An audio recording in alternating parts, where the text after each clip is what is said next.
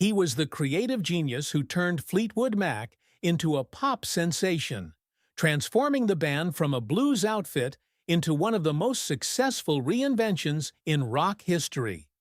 However, Lindsey Buckingham was unexpectedly let go from the band he helped make famous in 2018, following 4 decades of making magic. The truth behind rock's most shocking firing has finally come to light, and it's explosive. The stunning reality is even more devastating than the fans could have anticipated. The decades of stress that culminated in the dramatic fallout that severed the most dysfunctional family in rock are the subject of today's in-depth exploration, while simultaneously taking a severe toll on the guy whose music became synonymous with Fleetwood Mac. Origins of disagreement. Long-lasting conflict. The surprising termination in 2018 might be better understood by tracing the band's complicated past, especially the tumultuous romance between Lindsey Buckingham and Stevie Nicks. Their love affair, which started before they joined the band in 1975, ended violently in 1977 while they were recording Rumors, their magnum opus. Some of their best songs were written in response to their breakup. For example, Nick's Eerie Visions and Buckingham's furious Go Your Own Way were both inspired by their breakup. Their romantic connection may have ended, but the tension between them lingered since they continued to work together creatively. As the musical visionary who led Fleetwood Mac in new and perhaps unsettling areas, Buckingham was renowned as the band's perfectionist. In 1979, following the enormous success of Rumors, Buckingham took the lead on the more experimental and less marketable Tusk album, which caused tension among the band members and their record label. In an effort to rediscover our artistic identities and escape the trap of painting by numbers, Buckingham described Tusk as a line in the sand that he had drawn. Despite the fact that other band members favored a safer, more economically successful route, Buckingham consistently pushed boundaries. In 1987, when Buckingham departed the band after finishing most of the album's production for Tango in the Night, tensions reached a peak. He said he wanted to concentrate on his solo career and was creatively exhausted. Despite widespread acclaim for his brilliance, Buckingham was frequently criticized for as overbearing and demanding throughout their many years working together. As of 2017, Christine McVie has previously informed Mojo magazine. Despite his obvious brilliance, Lindsey can be a real hassle at times. I guess that's half the fun, though. An ultimatum, Musicares, and the last straw. An apparently innocuous professional event in January 2018 marked the beginning of the end for Lindsey Buckingham's tenure with Fleetwood Mac. At the Musicares Person of the Year ceremony, a prestigious pre-Grammy banquet honoring the band's musical achievements, they were presented with their honors. Buckingham allegedly made derogatory faces or smirked during Nick's winning speech. Buckingham has played down the significance of this, claiming that it was misunderstood, but the harm has already been done. His dismissal from the band was set in motion by this insignificant incident. The band's manager, Irving Izoff, called Buckingham with some unexpected news just days following the Musicares performance. Azov informed him straight out that Stevie would rather not perform on stage with him again.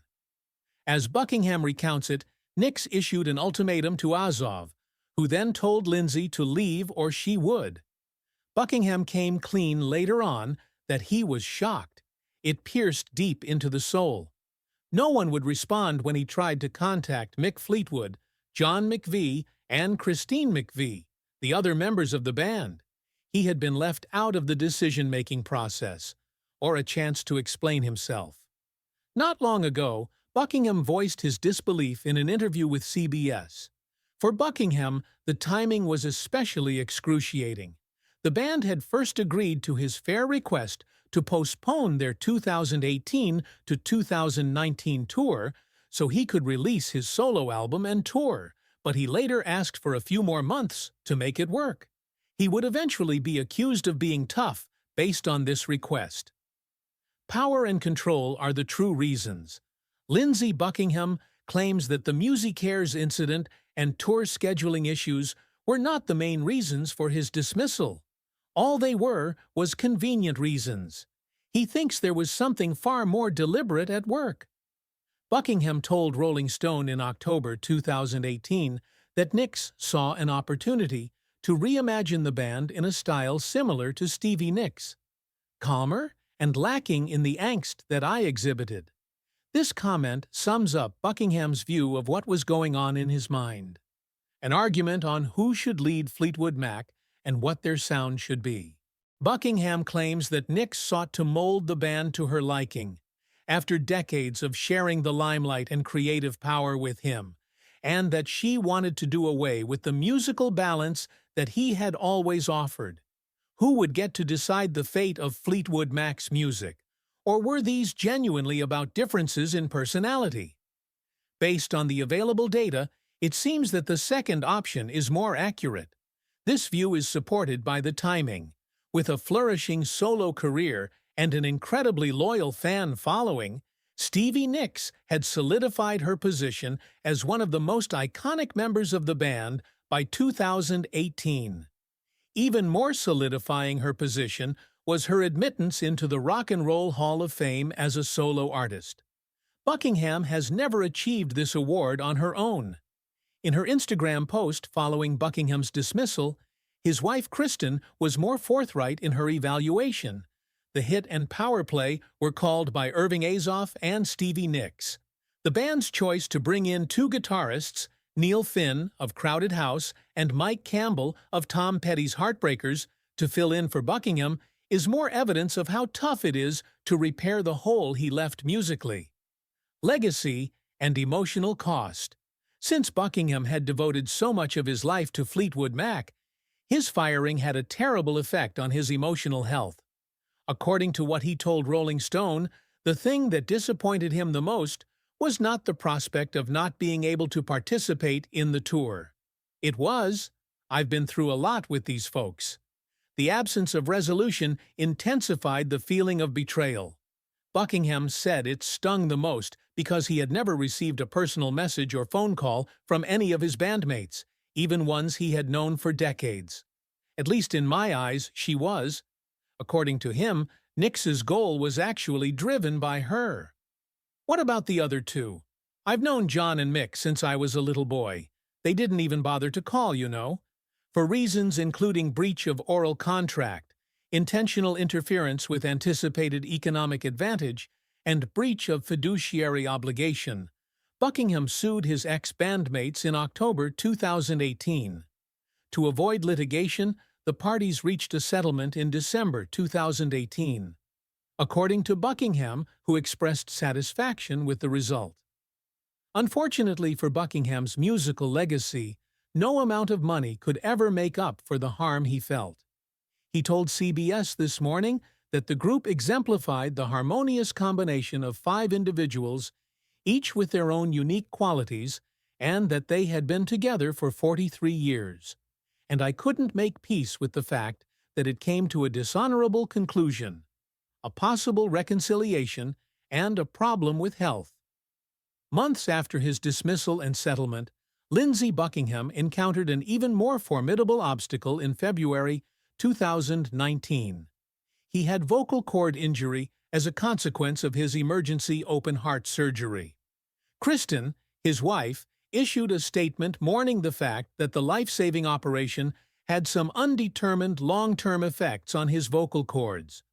The fact that Buckingham's health was a concern made his split from Fleetwood Mac all the more tragic.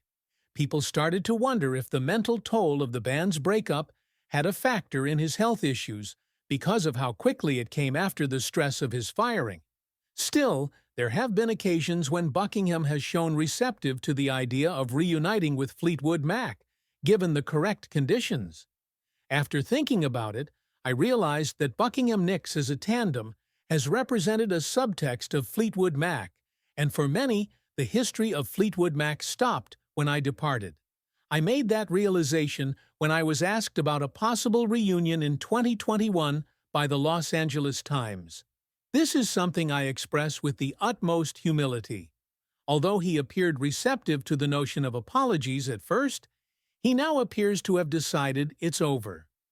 In an interview he gave to Classic Rock magazine in 2021, he expressed his sadness at seeing it disappear, presumably for good. Still, such things do occur.